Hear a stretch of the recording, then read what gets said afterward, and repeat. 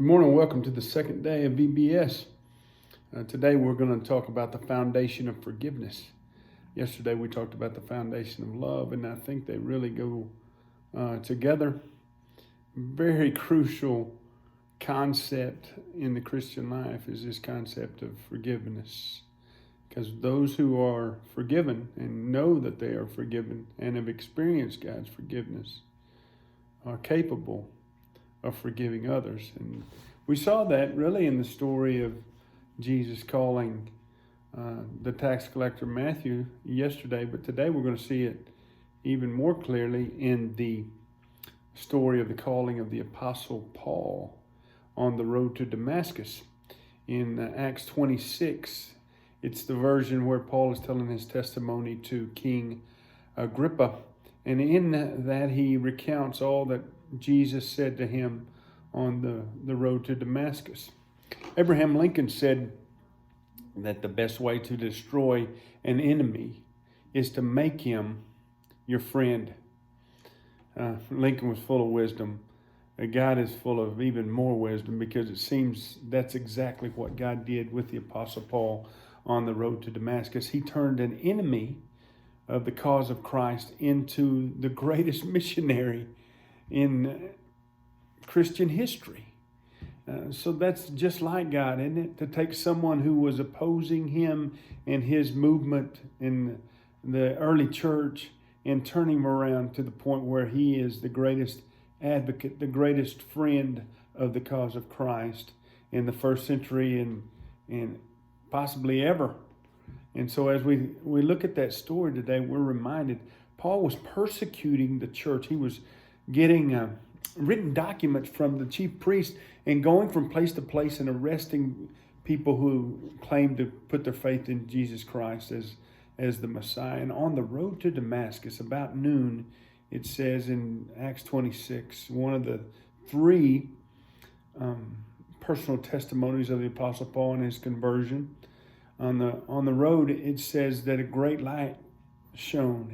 And we know from the other accounts as well that the Apostle Paul is blinded by the light. He actually physically sees the light and comes to the light from a physical light. And he hears a voice, and the others around him don't hear the same voice. And part of what the voice says, it's Jesus saying, "Saul, Saul, why are you persecuting me? It is useless for you to fight against my will."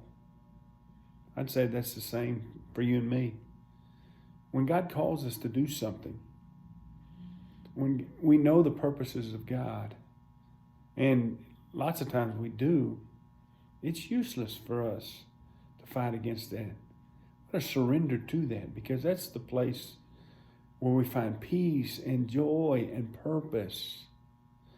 So today, as you share with those children, share with them how God's plan is the best plan. It's the best way to live, that we don't have to be enemies of his plan and his ways, as the Apostle Paul was at one point. His name was Saul at that point. Later on, it's changed to Paul. And here we see why he has this encounter with Jesus.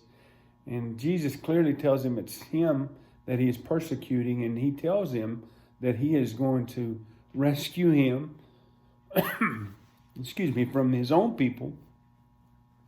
He's also going to rescue him from the Gentiles, and he's going to send him as the missionary, or appoint him to the Gentiles to open their eyes, which ironically Paul's going to need his own eyes open, so they may turn from darkness to light.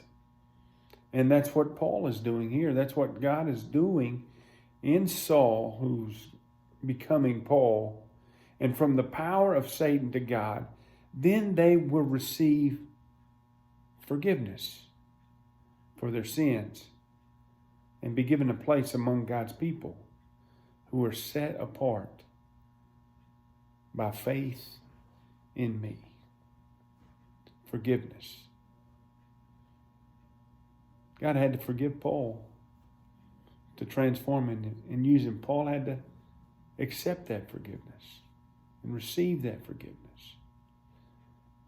in order to share the message of Jesus and his forgiveness, to be a part of the testimony to the light that changes lives, Jesus Christ, and what he's done for us on the cross.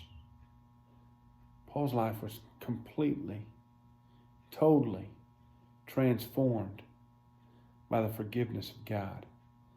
And God used him to change the world. You see, it's the Apostle Paul who plants all those churches, and the spread of the gospel happened through those early churches in the first century after Jesus was crucified. The church just began to explode, and Paul is the number one person used, the point man, on most of those missionary endeavors. God changed his life through forgiveness. Today you get a chance to testify to how God's changed your life as you've received his forgiveness.